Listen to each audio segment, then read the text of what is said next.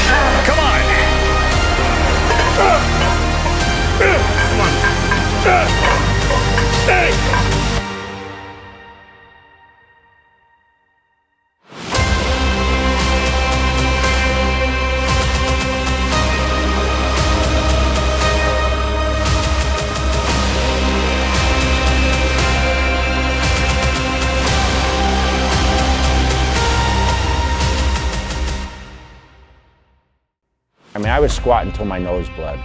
If you didn't squat till your nose bled, then you were doing it wrong. So our mirrors at our gym, you know how it is when you go in those hardcore gyms, the mirrors are covered with spit, but ours, I mean, we bleed all over those things, you know? It was crazy.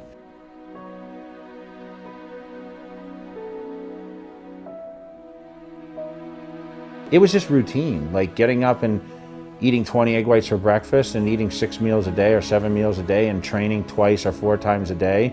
To me, it was fun. Like my body expanded, and I wasn't like uncomfortable or, oh my goodness, I can't do this anymore. You know, the dieting was a little tough, like, hey, I have to cut out this or that. I was hungry. But there's worse things in your life that is, I mean, I remember playing football in high school and, you know, being out there in November when it was freezing cold and the ground was like concrete and we're rolling around on the ground. And I'll tell you, that was harder than going to the gym and training for Olympias, in my opinion.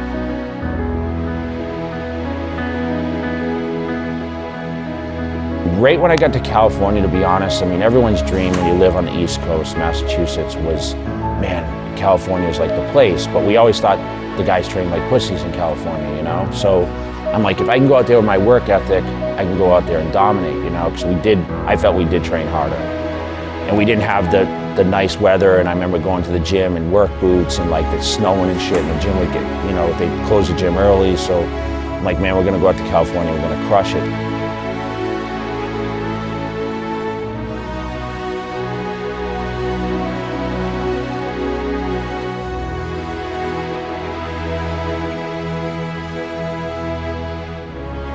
As a champion, you're always dealing with people on the up and coming, right? But I didn't give a shit. I was just like, you know, I'm coming for what's mine, and I knew I had work to get there. And I had a great run. I mean, it was top 2 in the world for 12 years, and, you know, not many people can say that. If there was no Ronnie Coleman, I'd probably be the record holder at this point, but I was battling probably the greatest Mr. Olympia we ever seen.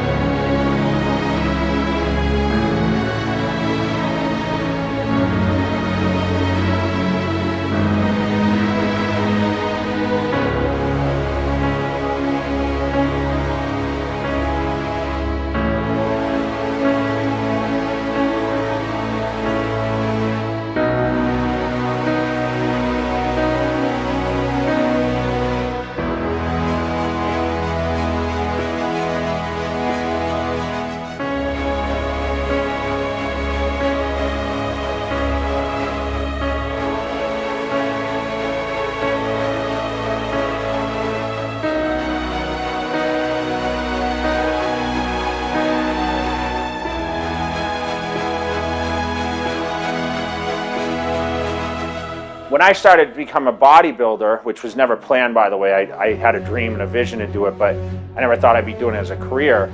You know, it really gave me that dedication because I knew how to commit to things.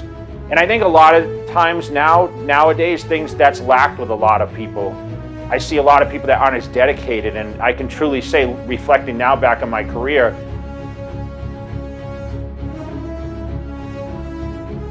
like, my dedication is what made me successful, because I'll be honest, I wasn't the most genetically blessed guy on stage. I just had a lot of dedication and commitment, and I was relentless.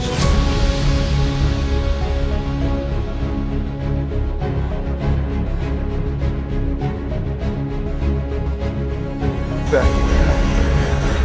Come on, breathe. No pain, no pain. Come on. All you, come on. Come on, no pain, no pain. Come on.